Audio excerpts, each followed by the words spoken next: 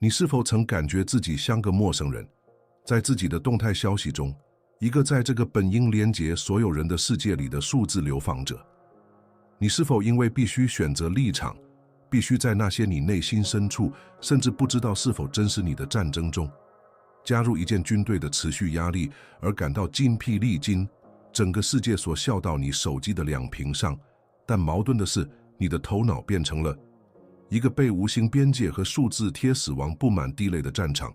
这种感觉并非你的错，这是试图用上个世纪的思维地图来驾驭21世纪的必然结果。你并不孤单地在这漂泊中，不孤单地感觉自己漂浮在相互冲突的叙事海洋中，每一个都在呼喊着你的忠诚，每一个都在要求你的一片安住。这种持续的警觉状态，这种决策疲劳，是一个已经过世的心智操作系统的症状。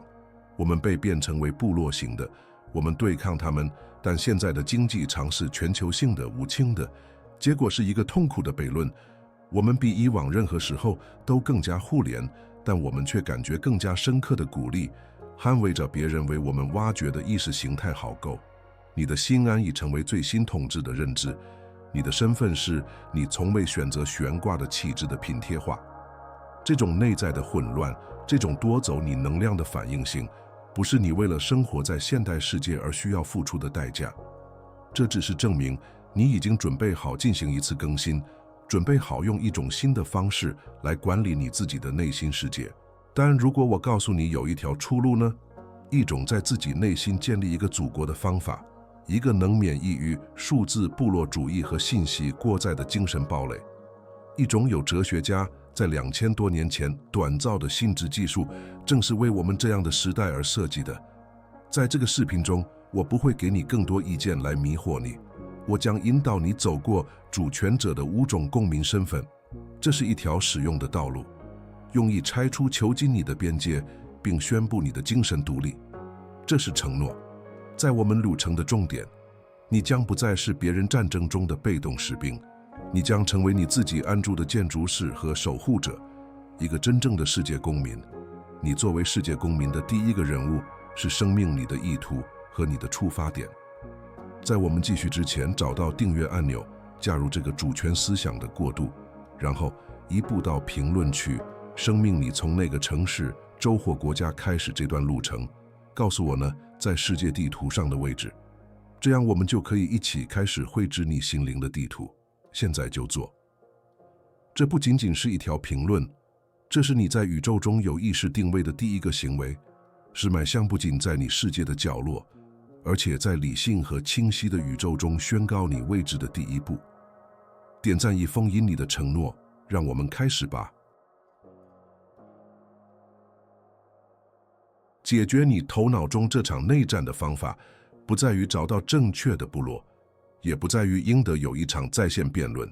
解决方法是战略性的车推到更高的地方。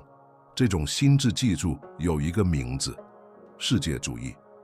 但网雕子店里的定义，我们不是在谈论一个抽象的政治理论或一种天真的理想主义，我们是在谈论一种心智工程工具，一种由4多个派和全入派发展出来的心理自卫实践，用以在破碎和混乱的帝国中生存和繁荣，非常像我们的数字世界。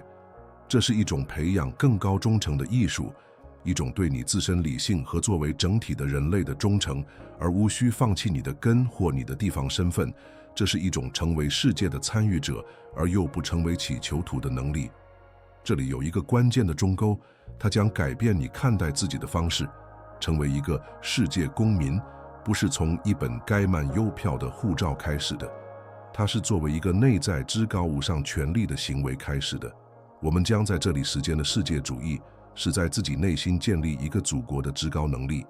想象一个精神堡垒，一个其边界不是用墨水在地图上绘制，而是由你理性的清晰度、你的性的坚固性和一种深刻的共同人性感觉所定义的内在国家。成为世界主义者并不意味着否认你出生的城市或塑造你的文化，它意味着超越这些身份的局限，拒绝让他们成为你意识的牢笼。这个想法不是现代的发明，它根植于最深刻的古代智慧。是哲学家皇帝马克·奥勒留，他那个时代世界上最有权势的人，给了我们钥匙。在他的《沉思录》中，他写道：“我的城市和祖国作为安东尼是罗马，作为人是世界。”理解这其中的深度，他承认他的地方身份，他的公民责任，但他拒绝仅仅被他们所定义。他知道他最终的忠诚，他力量和诸境的源泉，属于某个更伟大的东西，理性的共同体，人类的过渡。我们将要培养的正是这种双重公民身份。你不需要更多的信息，你需要一个新的系统来处理它们。你的头脑是你唯一的国家，是时候学习如何统治它了。我们从你拥有的最私密、最直接的领土开始，你自己的身体，这是你的第一个也是最根本的公民身份。在想要统治世界，甚至你的社区之前，你需要对你自己的肉体和居住与其中的冲动建立主权。你的呼吸、你的姿态、你的本能反应，这是你内在过渡的神圣土壤。平息身上腺素的风暴，控制肩膀的紧张，选择平静而非两条，这是一个主权统治者的第一个立法行为。正是在这里，对抗反应性的战斗，被赢的或失去，就在一次心跳的空间里。这是一个无声的法令，即在这个领域理性智慧而非原始本能。内在的冲突是巨大而古老的。你的身体是一台有数百万年变成的生物机器，为在一个一不复存在的世界中生存而调整。它被变成为反应，而不是反思。大脑的新任何，你古老的哨兵不区分大草原上不适者的威胁和你的动态消息、中条新兴评论的威胁。对他来说，两者都是引发同样皮质醇和肾上腺素瀑布的生存危险。你的自然倾向是蜷缩、紧张、微战斗或逃跑做准备。对抗这种变成是不自然的，这是一个有意识的意志行为，是你的高级意识对生物学保证的反叛。把你的身体想象成你国家的原始土地。在一个好的统治者能够建造城市、寺庙和市场之前，他需要了解他的土地，他需要绘制他的河流，那是他的冲动和能量流。他需要了解他的山脉，那是他的极限和他的身体能力。他需要了解他的气候，那是他的情绪和生化倾向。忽视这片领土，就像试图在沼泽上建造一座大都市。忽视你身体的信号，紧张、疲劳、呼吸急促，就是允许你内在帝国的基础变得不稳定，随时准备在外部时间引发的第一次地震中崩溃。这第一步的实际结论是巨大的，它从最简单的行为开始，有意识地控制你的呼吸。当世界的混乱敲向你的门，当挑衅试图劫持你的神经系统时，你作为主权者的第一个行动是回到你的权力中心，深深地吸气，感觉空气像是平静的使者，慢慢地呼气，想象紧张和反应性被驱逐出你的领土。这个重复的行为不仅仅是生理学，它是一种权力的生命。你在告诉宇宙和你自己，在这里，在这个身体里，是我在统治。恐慌不允许进入，反应性没有公民身份。在现代世界中，挑战变得更深。这个世界积极地密谋反对你身体的主权。你手机上不断的通知被设计用来劫持你的注意力，并训练你的神经系统产生反应性。加工食品和过量的糖分调节你的生化状态，使你更容易焦虑和冲动。舒适的椅子和久坐的生活方式是心智与身体之间的练习猥琐，把你的身体变成一个仅仅是被动的载体，而不是你路程中的积极伙伴。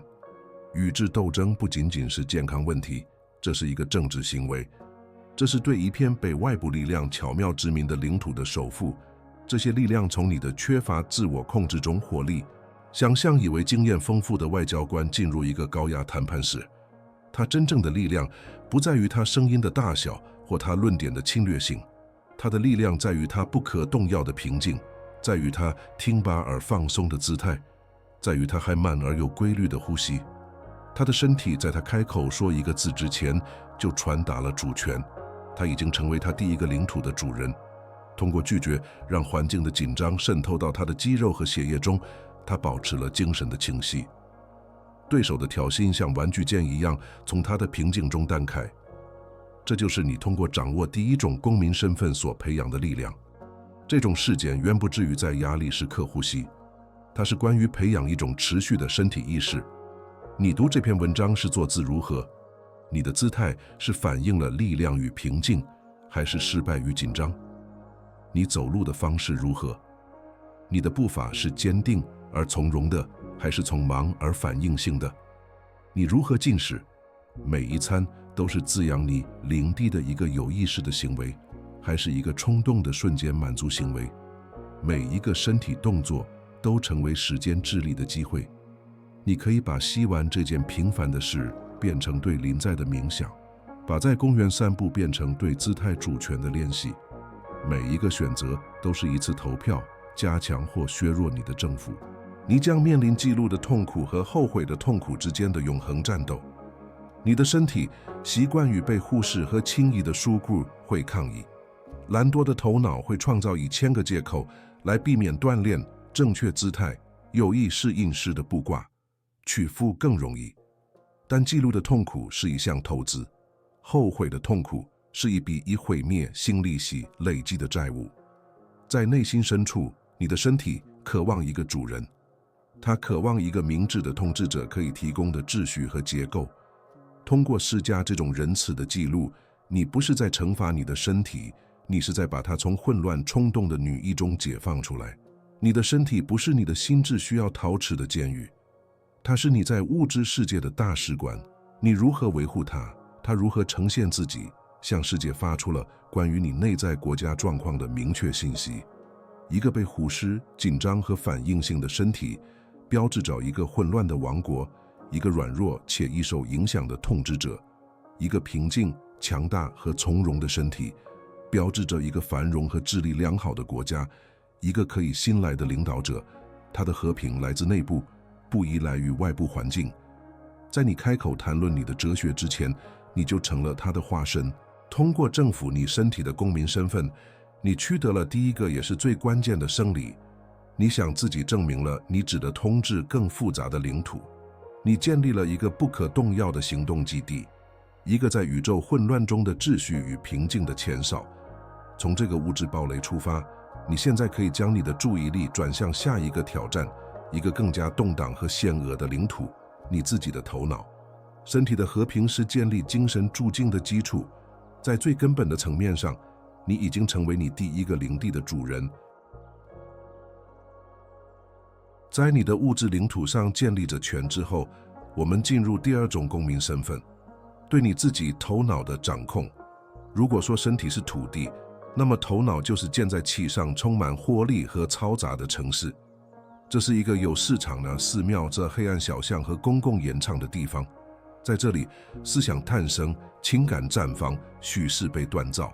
然而，对大多数人来说，这个城市没有政府，它是一个无政府状态，是思想、恐惧和欲望为景，允许就出现和消失的混乱，支配着所谓的统治者的情绪和行动。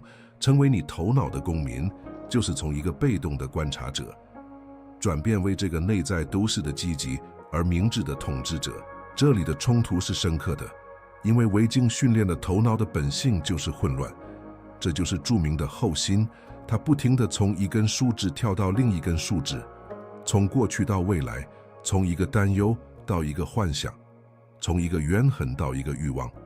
你相信你思考你的思想，但是事实在大多数时候，思想发生在你身上，它们是你意识天空中的浮云，而你抓住每一朵云，被习惯和条件的风吹到任何地方。自然的倾向不是去控制，而是与混乱认同，相信你就是那生气的愤怒、焦虑或悲伤。这里的核心比喻是你的头脑就像一个人口稠密的城市，你的思想是公民，有些是富有成效和有德性的公民，清晰、勇气和通情的思想；另一些是罪犯和煽动者，恐惧、嫉妒、怨恨和自我批评的思想，含有八卦者、琐事反之、危言耸听者。普通人允许任何公民在公共演唱上大喊任何他想喊的话，而且他相信他们所有的人。明智的统治者、世界主义者则不然，他不会去助所有的公民，但他会建立法律。他知道该听谁的，该忽略谁的。他为理性建立纪念碑，并革持精神犯罪的焦点。因此，心智治理的第一个时间是在你城市的门口设立一个守卫。这个守卫就是你的观察意识，它的功能不是与每一个接近的思想做斗争，而是简单的观察和识别。这是一个愤怒的思想，这是一个恐惧的思想，这是一个旧的不安全感的回声。通过这样做，你创造了一个关键的分池。你不再是那个思想，你是观察它的意识。你停止成为你头脑混乱戏剧中的参与者，而成为诸境的观众。这种时间被称为正念或斯多哥的关注 （prosoch）， 是在你自己头脑的黑暗中点亮一盏灯的行为。在这里，自我的抵抗是你最大的对手。自我完全是根据这些思想和情感来建立起身份的，它是你告诉自己的关于你是谁的故事。当你开始观察你的愤怒或恐惧的思想，而不与他们认同时，自我就会恐慌。他感觉自己正在被瓦解，正在死亡。如果我不是我正义的愤怒，我是谁？如果我不是我保护性的焦虑，我还剩下什么？克服这种抵抗需要勇气，这是放开那个给你带来痛苦的身份，去拥抱成为其背后意识的自由的行为。想象一个人进入一个大山洞，大喊一声侮辱，立刻回声将猫饭喊给了他。愤怒之下，这个人又喊了一声辱骂，山洞也同样回应。他花了几个小时大喊大叫，筋疲力尽，对隐藏在黑暗中的敌人越来越愤怒，却没有意识到他只是在与自己声音的共鸣作斗。我们与他人的意见和行为的关系就是这样，他们常常在我们内心的洞穴中回响，激活我们自己的不安全感和偏见。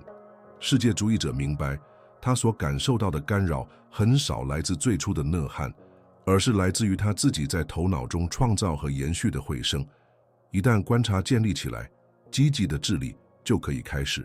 你不仅观察你头脑的公民，你开始积极地提升有的性的公民。当一个关于未来的恐惧思想出现时，你观察它，给它贴上标签恐惧，然后有意识地用一个理性准备的思想来取代它。基斯多格派的与相不行 （premeditatio malorum） 的时间。当一个关于过去的怨恨思想出现时，你观察它，并用一个接受和专注于当下的思想来取代它，即爱命运 （amor fati）。这不是压抑，这是心智资源的中心分配，这是有意识的选择。你将把你的能量和注意力投资在你头脑中的那个公民身上。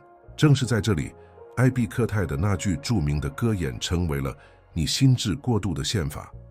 困扰我们的不是事物本身，而是我们对事物的判断。这个原则一旦内化，就是最终的独立宣言。一次侮辱不过是声音和空气，知道你的判断给它贴上羞辱的标签。一个意想不到的事件不好也不屁，它只是一个事实，知道你的判断把它归类为在男性的。通过掌握你的判断，你从外部世接受中夺回了决定你内心平静的权利。你成为你生活中事件意义的唯一权威。现在这个比喻扩展了，你不仅是统治者，你是城市规划师，是你心智城市的总建筑师。通过意识，你可以识别出你头脑中已经变成贫民窟的社区，充满了消极、自我批评和犯怵的思维模式，并且通过已知，你可以开始一个城市更新项目。你可以拆出受害者心态的不稳定结构，并在其位置上建立期间人的纪念碑。你可以清理无知的黑暗小巷，建立智慧的图书馆和用于沉思的开放演唱。你的头脑不再是你偶然生活的地方，而成为你可以建造的杰作。从一个智力良好的头脑中产生的力量，是真正的斯多格式的 apatheia， 不是冷漠或缺乏情感，而是一种不可动摇的住境，一种不受外部风暴干扰的暗象。你的头脑成为一个真正的内在城堡，从他的城墙内，你可以观察世界的混乱、部落战争、恐慌和歇斯底里的浪潮，而不会被他们卷走。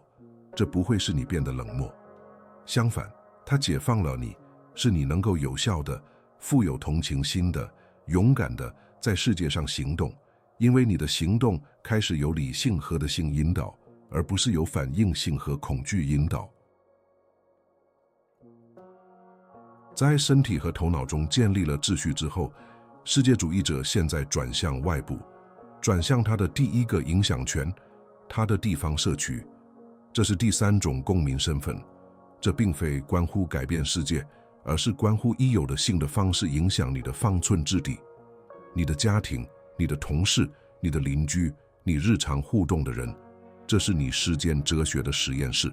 如果你不能对你的配偶有耐心，或对你的员工公正，那么谈论对人类的爱是无用的。地方社区是训练场，你的内在至高无上权力在这里受到考验，德性变得真实。这里的冲突是理想与现实之间的不协调。爱一个抽象而遥远的人类是容易的，处理你周围真实的人的缺点、烦恼和不完美，则要困难得多。自然的倾向是法利赛人当是的，在公共场合或社交网络上展示一副的性的面具，而在私下里确实建造不耐烦、自私和评判。我们想要解决世界的大问题，因为这是我们分心，不必去完成更困难、更不光彩的任务，即修复我们自己的互动，并为我们的直接环境做出积极贡献。真正的行是沉默的，体现在微笑的行为中。恰当的比喻是园丁，你是你内在领域的住在者，但在你的社区里，你是一个园丁。你无法控制其他的植物、其他人，但你可以如此尽心地照了你自己的那片土地，以至于它能启发和滋养周围的一切。你可以拔出你自己行为中的杂草、闲话、抱怨、批评。你可以播种的新的种子，一句真诚的赞美，一次未经请求的帮助行为，一种愿意倾听而不评判的态度。一个精心照料的花园不会强迫其他花园生长，但它的魅力和健康可以默默地成为一个榜样和一种激励。这种公民身份的实际结论是焦点的转移，从试图控制他人转向在群体中精通自己的行为。在家庭争论中，你的目标不是赢的辩论，而是保持自己的冷静并毅力回应。在工作中的团队项目中，与其因他人的无能而感到具 ST 丧，你的焦点是出色的完成你的部分，并提供建设性的帮助。你成为稳定和秩序的来源。你的价值不在于你对他人应该如何的看法，而在于你自己品格的可靠性和完整性。你以身作则，而非以法令领导。对于那些真正致力于建立这座内在堡垒，并扩展其精神领土的人，我准备了一系列像这样的策略。我创建了一个名为“不可动摇的头脑”的特别播放列表，其中包含深入探讨这些公民身份中每一个的视频。把这看作是你高级训练的邀请。看完这个视频后，点击屏幕上出现的播放列表或描述中的连结。这不是绕道，这是你成为自己统治者真正的宇宙公民之路中的下一个合乎逻辑的步骤。继续观看一节所接下来的公民身份，并在最后进入你的神话学习。深化时间，你开始将每一次互动都看作是一次练习。那个烦人的同事不再是烦恼的来源，而是练习耐心的机会。一个家庭成员的错误不是要被批评的失败，而是练习同理心和宽恕的机会。社区从一个挫败感的来源转变为你个人的4多个主义健身房。你开始在你的地方圈子里积极应用马克·奥勒留的4种天赋：诚实、正义、勇气和价值。你对社区的贡献不是你所说的，而是你在其中成为什么样的人。这种时间的权威直接来自塞涅卡的教诲，它提醒我们哪里有人类，那里就有兴善的机会。他没有知明这个人需要是令人愉快的、聪明的或同意你的。另一个人的简单存在就是对你自己的性的召唤。为了评判或抱怨而拒绝这个机会，就是放弃你作为世界主义者的责任。这相当于一个统治者在首都内建立了和平之后，却拒绝保障其最近身份的安全与繁荣。因此，地方公民身份治愈了现代性最深层的疾病之一——无力感。我们被如此巨大的全球问题轰炸，以至于我们感到麻痹和微不足道。世界主义这种新引导这种能量，他明白治愈世界的方式是从治愈他自己的那个角落开始，通过在他日常互动中创造一个理性、平静和的新的路轴，他产生了一个涟漪效应。他在自己内心培养的和平，成为他提供给家人的和平。他在工作团队中建立的秩序，改善了他同事的生活。他不需要许可，就可以开始改善世界。原定的比喻的已完成。随着时间的推移，你那片精心照料的小花园开始影响周围的生态系统。蜜蜂、机会被你的花朵、德性所吸引。其他原定寻求成长的人可能会来寻求建议。你的花园不需要做广告，它的反声就是它自己的营销。同样，你的平静和政治成为一座沉默的灯塔。人们可能不知道如何称呼你所拥有的东西，但他们会被你在一个不稳定世界中的稳定性所吸引。你成为一个自然的领导者，不是通过寻求权力，而是通过培养的性。通过掌握第三种公民身份，你证明了你的哲学不仅仅是用于肚子沉思时刻的理论，而是一种用于现实生活的使用而强大的工具。你将你的内在城堡与外部世界连接起来，建造了第一座桥梁。你学会了在世界之中而不属于世界。你的内心和平现在有了外部影响。你在你的直接影响范围内成为了积极变化的推动者。准备好扩大你的视野，拥抱一个更严阔的公民身份，你的国家的公民身份。在你的地方圈子中事件聊得兴致后，我们将我们的视角扩展到第四种公民身份，与我们的国家或祖国的关系。这是一个险恶的领土，常常被盲目的民族主义和部落政治所主导。世界主义者对待他的国家公民身份，不是用盲目的热情，而是用清晰的理性。他明白，国家是一种人类的建构，是一套法律、文化和协议，可能有用，但并不定义它的根本身份。在4多个派看来，成为一个国家的好公民是政治的履行你的职责，但绝不交出你的批判意识或你对人类的更高忠诚。这里的主要冲突是巨大的顺从和部落主义压力，特别是现代政治被设计用来利用我们对归属感的需求，将场景描绘成一场我们对抗他们的末日之战。你被施压要不价值义地接受一整套信仰，要憎恨另一方，并将任何对你自己群体的批评视为背叛。自然的倾向是屈服于这股潮流，因为独立思考的孤独是可怕的。盲目的民族主义提供了集体身份的温暖而危险的输出，代价是你的精神主权。恰当的比喻是成为一家大公司的有意识的股东。作为公民，你是国家股份有限公司的股东，你有责任了解公司如何运作，法律和政治体系，支付你的税款、你的贡献，并参加股东大会、投票、参与公民活动。然而，一个有意识的股东不会盲目地为公司辩护。当公司行为不当的事，他会批评他。他要求管理层透明和负责，而且最重要的是，他知道他作为人的价值并不等同于这家公司的成败。他的身份比他的股票投资组合更严大。这种公民身份的时间设计一种理性的、超然的公民参与。你了解重要问题，不是通过当派媒体扭曲的镜头，而是通过寻求多样化的来源和客观数据。你投票不是基于恐惧或仇恨，而是基于对那些政策和候选人似乎与理性、正义和共同利益最相符的理性评估。而且，至关重要的是，你意识多个式的平静接受结果，记住国家的命运在很大程度上超出了你的直接控制，你的焦点仍然在你所能控制的事情上，你自己的行动和判断。全儒派哲学家蒂奥根尼那条狗为我们提供了这里最激进和解放的视角。当被问及他来自哪里，期望他回答来自西诺普，他的家乡城市时，他给出了一个将会像1000年的答案：我是一个世界公民 ，cosmopolites。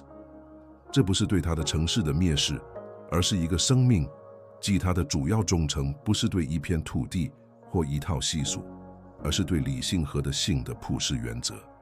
他教导我们，我们可以履行我们的地方职责，而不让我们的地方性定义我们身份和关怀的界限。神化这种公民身份，意味着学会将文化与政治分开。你可以热爱你国家的文化、历史、语言和人民，同时对其政府和权力结构保持批判和怀疑的眼光。这种区分至关重要。部落政治希望你相信憎恨另一方的政府就等于憎恨你一般的人民。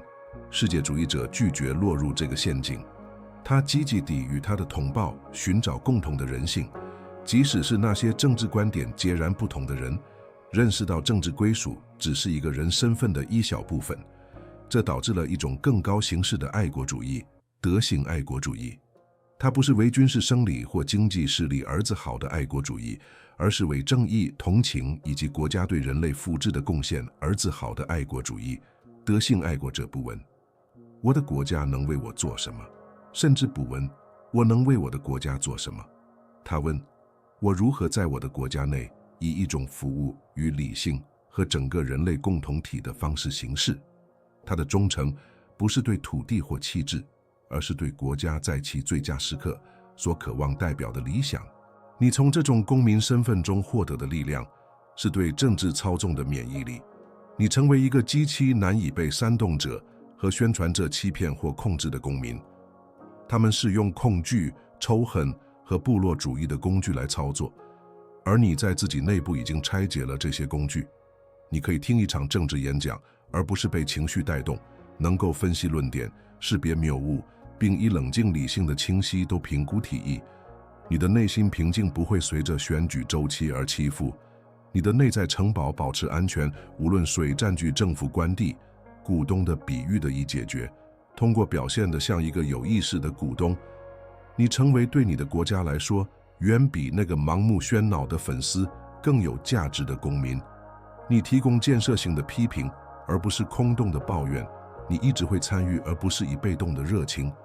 你促进基于人类价值观的团结，而不是基于部落身份的分裂。你履行你的公民义务，而不牺牲你的灵魂，是你的道德落盘坚定地指向你最高的忠诚。通过掌握第4种公民身份，你学会了如何成为一个庞大集体中共能正常、理性的成员，而又不是你的个人主权。你在你的个人伦理和你的公民义务之间建立了一座桥梁。你成为了德行的爱国者，而不是土地的爱国者。现在，你准备好了最后一步，你意识的最终扩展，那个包含所有其他公民身份，并赋予整个旅程意义的公民身份——宇宙的公民身份。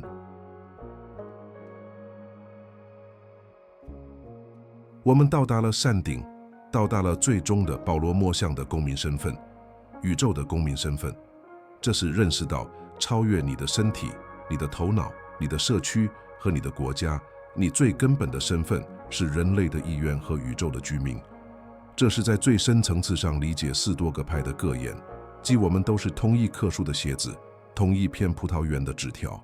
你以前的忠诚没有被抹去，而是被置于其应有的视角中，嵌套在这个至高无上的普世的身份之内。成为一个宇宙公民，就是用自然、普世理性、洛格斯的眼睛看世界。最后的冲突是最微妙也是最深刻的，我们内在的自私和我们有限的视角。我们的默认设置是把自己看作宇宙的中心。我们的问题、我们的欲望和我们的小团体是最重要的。将我们的关怀范围扩大到包括全人类，那些我们永远不会认识的人，在那些我们不理解的文化中，似乎是一项抽象而艰巨的任务。自然的倾向是退回到狭隘主义，退回到熟悉事物的书挂中，并将世界其他地方视为他者与我们的利益无关，甚至具有威胁性。这里的比喻是马克·奥勒留非常钟爱的，从高处俯瞰的视角，想象自己漂浮在地球之上，向下看，从哪里你看不到我们在地图上画的边界，你看不到不同肤色或气质，你看到一个单一的星球，一个相互连接的单一生物圈。你看到城市、村庄和人民都分享着同样的基本挑战：出生、死亡、爱、失去，对幸福的追求。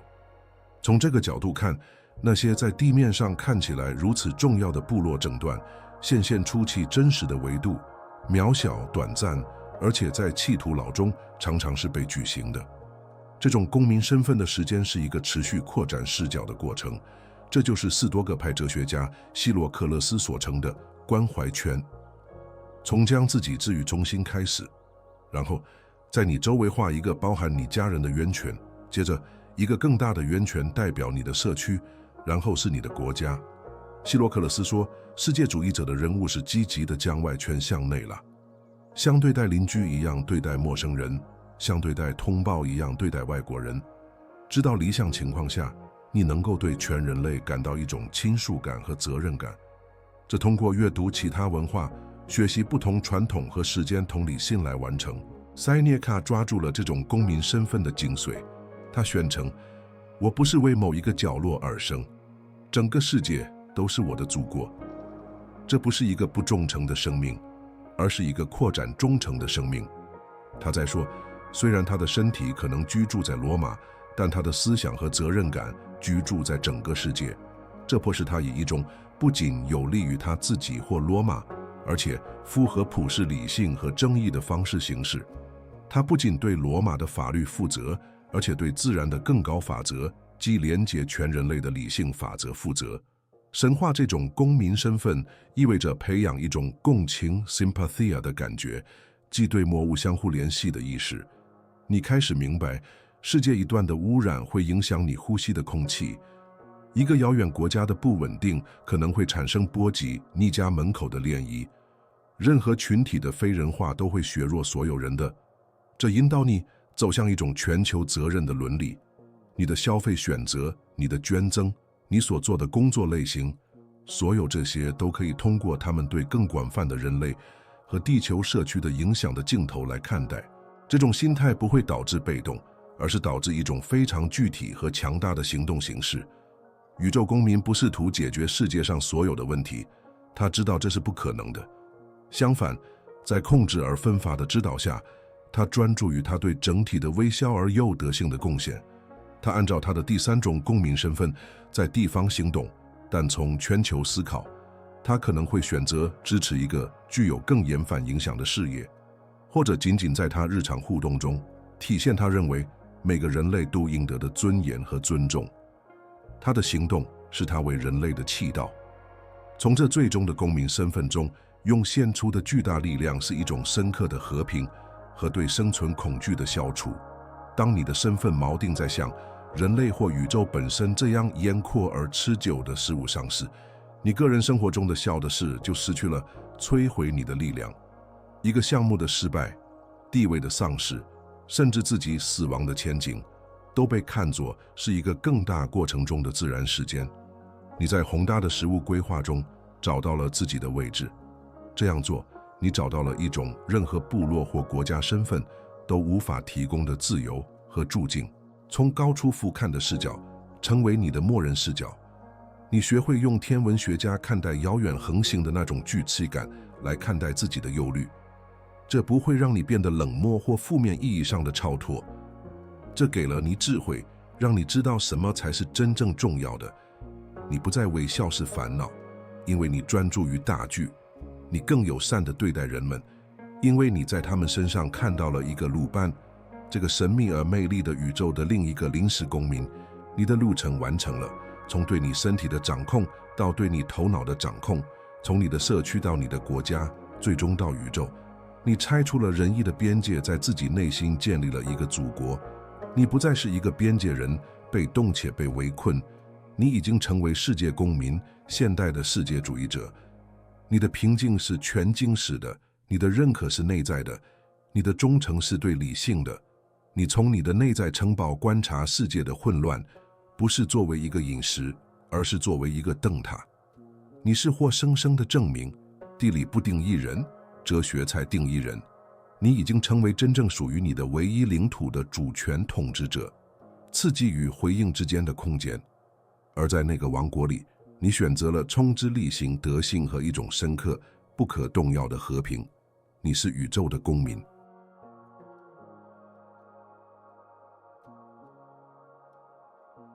这不是视频的结尾，这是你的就职日。穿越五种公民身份的路程，不仅仅是一次智力练习，它是一座监狱的拆除和一个国家的建立。你开始这段路程是边界人，一个被动的士兵，捍卫着别人为你建造的精神围墙。现在，你作为宇宙公民站立起来，这个理想的原型，从一个理性和安住的内在城堡中统治自己。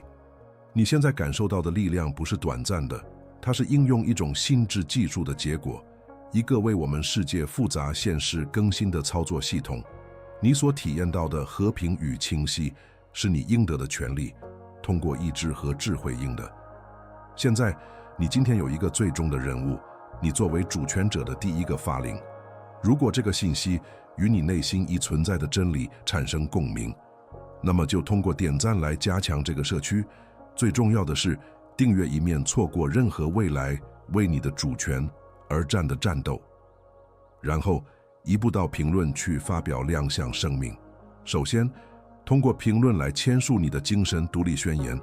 我的祖国是理性，这是我们的座右铭。其次，向你的同胞们表明身份，那些像你一样坚持到底的人。评论，我看到了最后。通过这样做，你为主权思想创造了一个教会点，并向我们展示了谁真正致力于这项伟大的工作。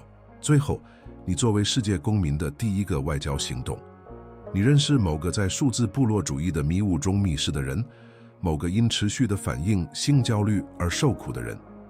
分享这个视频不仅仅是帮助一个频道成长，这是一种世界主义的德性行为。这是在黑暗中伸出援手，向另一个人提供工具，让他也能建立自己的内在堡垒，成为这个哲学的使者。记述你的神话之旅在不可动摇的头脑播放列表中继续，那是你的高级训练手册。平安的去吧，用智慧统治，并记住，整个宇宙是你的祖国。